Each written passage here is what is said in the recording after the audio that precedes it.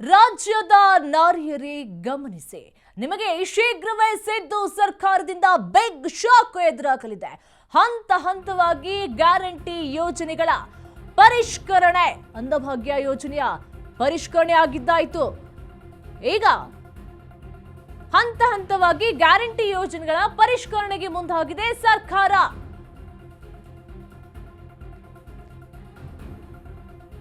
ಅನ್ನಭಾಗ್ಯ ಯೋಜನೆಯ ಪರಿಷ್ಕರಣೆ ಆಗಿದ್ದಾಯಿತು. ಈಗ ಪರಿಣಾಮ ಲಕ್ಷಾಂತರ ಬಿಪಿಎಲ್ ಕಾರ್ಡ್ ಅನ್ನು ಕೂಡ ರದ್ದು ಮಾಡಿದ್ದು ಕೂಡ ಆಯಿತು. ಇದೀಗ ಮತ್ತೊಂದು ಗ್ಯಾರಂಟಿಯ ಪರಿಷ್ಕರಣೆಗೆ ಪ್ಲಾನ್ ಅನ್ನ ಮಾಡಲಾಗ್ತಾ ಇದೆ. ಹಾಗಾದ್ರೆ ಅದು ಯಾವುದು ಗೊತ್ತಾ? ಕೆಲವೇ ಕ್ಷಣಗಳಲ್ಲಿ ನಿಮ್ಮ ಮುಂದೆ ಅನಾವರಣವಾಗಲಿದೆ. ಇದು ನಿಮ್ಮ ಅಶ್ವವೈಗ ನ್ಯೂಸ್ನ ಬಿಗ್ ಎಕ್ಸ್ಕ್ಲೂಸಿವ್. ರಾಜ್ಯದ ನಾರಿಯರು ಗಮನಿಸಬೇಕಾದಂತಹ ವಿಷಯ ಇದು. ನಿಮಗೆ ಶೀಘ್ರವೇ ಸಿದ್ದು ಸರ್ಕಾರದಿಂದ ಬಿಗ್ ಶಾಕ್ ಎದುರಾಗಲಿದೆ. ಹಂತ ಹಂತವಾಗಿ ಗ್ಯಾರಂಟಿ ಯೋಜನೆಗಳ ಪರಿಷ್ಕರಣೆ ಮಾಡುತ್ತೆ ಸರ್ಕಾರ. ಇದೀಗ ಮತ್ತೊಂದು ಗ್ಯಾರಂಟಿಯ ಪರಿಷ್ಕರಣೆಗೆ ಪ್ಲಾನ್ ಅನ್ನ ಮಾಡಿಕೊಳ್ಳಲಾಗ್ತಾ ಇದೆ. ಇದು ನಿಮ್ಮ ಅಶ್ವವೇಗ ನ್ಯೂಸ್ನ ಬಿಗ್ ಎಕ್ಸ್ಕ್ಲೂಸಿವ್. ಹಂತ ಹಂತವಾಗಿ ಗ್ಯಾರಂಟಿ ಯೋಜನೆಗಳ ಪರಿಷ್ಕರಣೆಯನ್ನು ಮಾಡಿದ್ದಾಯಿತು. ಅನ್ನಭಾಗ್ಯ ಯೋಜನೆಯ ಪರಿಷ್ಕರಣೆ ಕೂಡ ಆಯಿತು. ಅದಾದ್ಮೇಲೆ ಪರಿಣಾಮ ಲಕ್ಷಾಂತರ ಬಿಪಿಎಲ್ ಕಾರ್ಡ್ ಅನ್ನು ಕೂಡ ರದ್ದು ಮಾಡಿದ್ದು ಕೂಡ ಆಯಿತು. ಈಗ ಮತ್ತೊಂದು ಗ್ಯಾರಂಟಿ ಯೋಜನೆಗೆ ಪರಿಷ್ಕರಣೆ ಮಾಡೋದಕ್ಕೆ ಮುಂದಾಗಿದೆ ಸರ್ಕಾರ. ಹಾಗಾದ್ರೆ ಅದ್ಯಾವುದು ಅಂತ ಹೇಳಿ ಗೊತ್ತಾ? ರಾಜ್ಯದ ಮಹಿಳೆಯರಿಗೆ ಶೀಘ್ರ ಶಕ್ತಿ ಗ್ಯಾರಂಟಿ ಶಾಕ್. ಶಕ್ತಿ ಗ್ಯಾರಂಟಿ ಯೋಜನೆ ಪರಿಷ್ಕರಣೆಗೆ ಈ ಸರ್ಕಾರ ಪ್ಲಾನ್ ಮಾಡ್ತಾ ಇದೆ. 1 ಲಕ್ಷದ ಸಂಬಳದಾಕಿಗೂ ಕೂಡ ಬಸ್ನಲ್ಲಿ ಫ್ರೀ ಸಂಚಾರ ಇದೆ. 2-3 ಕಾರು ಹೊಂದಿರಿಗೂ ಕೂಡ ಫ್ರೀ ಪ್ರಯಾಣ ಸಿಗ್ತಾ ಇದೆ. ಟ್ಯಾಕ್ಸ್ ಪೇಯರ್ಗಳು ಸಿರಿವಂತರಿಂದಲೂ ಕೂಡ ಶಕ್ತಿ ಯೋಜನೆಯನ್ನ ಬಳಕೆ ಮಾಡಿಕೊಳ್ಳಲಾಗ್ತಾ ಇದೆ.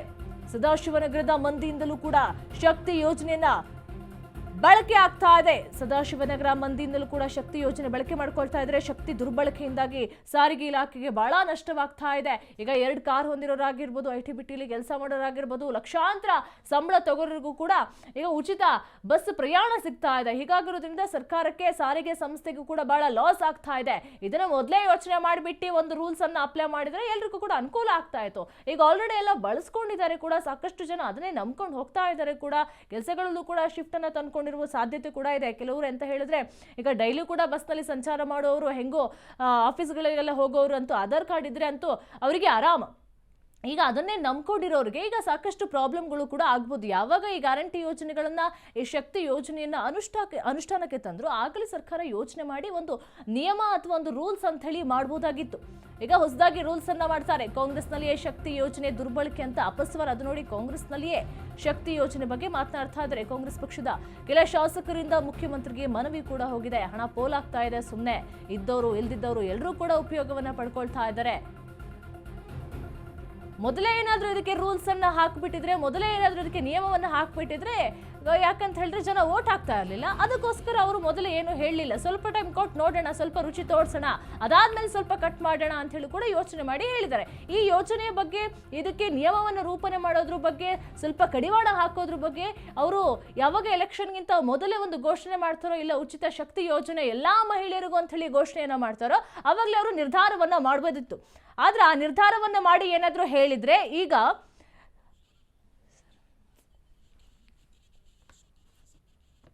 ಇದ್ರ ಬಗ್ಗೆ ಮಾಹಿತಿ ಕೊಡ್ತಾರೆ ನಮ್ಮ ಪ್ರತಿನಿಧಿ ಮಹೇಶ್. ಈಗ ಗ್ಯಾರಂಟಿ ಸರ್ಕಾರದ ಒಂದು ಯೋಜನೆಗಳಲ್ಲಿ ಒಂದಾದಂತಹ ಶಕ್ತಿ ಯೋಜನೆಗೂ ಕೂಡ ಒಂದು ಕೊರತೆ ಬರುವಂತಹ ಸಾಧ್ಯತೆ ಕೂಡ ಕಂಡು ಬರ್ತಾ ಇದೆ. ಹಾಗಾದ್ರೆ ಏನೆಲ್ಲ ಸಿದ್ಧತೆಗಳನ್ನ ಮಾಡ್ಕೊಂಡಿದೆ, ಯಾಕೆ ಅದಕ್ಕೆ ಕಡಿವಾಣವನ್ನ ಹಾಕೋದಕ್ಕೆ ಪ್ಲಾನ್ ಅನ್ನ ಮಾಡ್ಲಾಗ್ತಾ ಇದೆ ಅಂತ?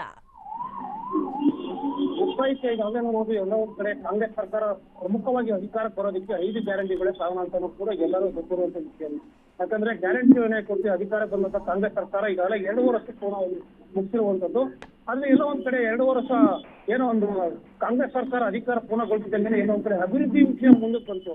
ಅಭಿವೃದ್ಧಿ ಆಗ್ತಿಲ್ಲ ಅಂದ್ರೆ ಎಲ್ಲೋ ಒಂದ್ ಕಡೆ ಗ್ಯಾರಂಟಿ ಯೋಜನೆಗಾಗಿ 5 ಗ್ಯಾರಂಟಿಗೋಸ್ಕರ ಏನು ರಾಜ್ಯ ಸರ್ಕಾರಕ್ಕೆ ಬರ್ತಾ ಇರುವಂತಹ ಆದಾಯನ ಅದಕ್ಕೆ ಖರ್ಚು ಮಾಡ್ತಾ ಇರೋ ಹಿನ್ನೆಲೆಯಲ್ಲಿ ಎಲ್ಲೋ ಒಂದ್ ಕಡೆ ಏನು ಸ್ವಪಕ್ಷ ಶಾಸಕರೇ, ಏನು ಕಾಂಗ್ರೆಸ್ ಶಾಸಕರೇ ಒಂದು ರೀತಿಯಲ್ಲಿ ಸಿಎಂಗೆ ಒಂದು ಮನವಿ ಕೊಟ್ಟಿರುವಂತದ್ದು.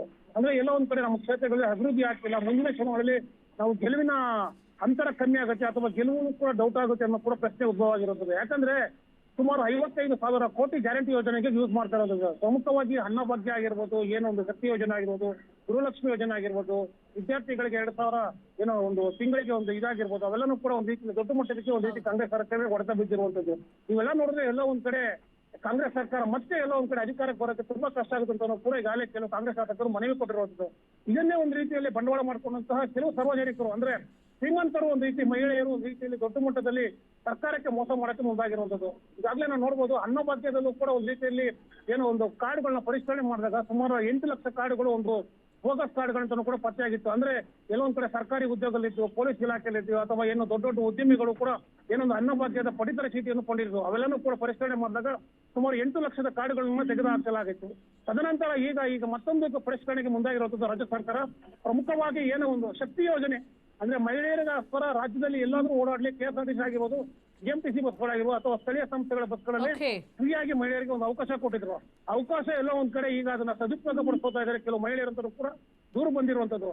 ಅಂದ್ರೆ ನೋಡ್ತಾ ಇರ್ಬೋದು ನಾವು ಬೆಂಗಳೂರಿನಲ್ಲೇ ಕೂಡ ಏನು ಹಲವು ರಾಜ್ಯ ಸರ್ಕಾರದ ಇಲಾಖೆಗಳಿದೆ. ತುಮಕೂರು, ಮೈಸೂರು ಭಾಗದಿಂದ ದಿನನಿತ್ಯ ಈ ಪ್ರೊಫೆಸರ್ಗಳಾಗಿರೋದು ಅಥವಾ ದೊಡ್ಡ ದೊಡ್ಡ ಉದ್ಯಮಿಗಳು ಮಹಿಳೆಯರು ಒಂದ್ ರೀತಿಯಲ್ಲಿ ಬೆಂಗಳೂರಿಗೆ ಒಂದ್ ರೀತಿಯಲ್ಲಿ ಬಸ್ನಲ್ಲಿ ಬರ್ತಾರೆ. ಅಂದ್ರೆ ಅವ್ರಿಗೆಲ್ಲಾನು ಕೂಡ 80,000, 1 ಲಕ್ಷ ಅಂದ್ರೆ ಪ್ರೊಫೆಸರ್ ಅಂದ್ರೆ ಮಿನಿಮಮ್ 80,000-90,000 ರೂಪಾಯಿ ಸಂಬಳ ಇರುತ್ತೆ. ಅವರು ಕೂಡ ಈ ಇದು ಶಕ್ತಿ ಯೋಜನೆ ಬರ್ಕೋತಾ ಇದ್ದಾರೆ. ಇದಕ್ಕೆಲ್ಲ ಕಡಿವಾಣ ಹಾಕ್ಬೇಕು ಅನ್ನೋ ಒಂದು ಮುನ್ಸೂಚನೆ ಹಿನ್ನೆಲೆಯಲ್ಲಿ ಕೆಲವೊಂದ್ ಕಡೆ ಶಕ್ತಿ ಯೋಜನೆಯನ್ನ ಮತ್ತೆ ಪರಿಷ್ಕರಣೆ ಮಾಡೋಕೆ ಮುಂದಾಗಿರುವಂತದ್ದು ಸಾಹಿತ್ಯ. ಓಕೆ, ಥ್ಯಾಂಕ್ ಯು ಮಹೇಶ್ ನಿಮ್ಮೆಲ್ಲ ಮಾಹಿತಿಗಾಗಿ.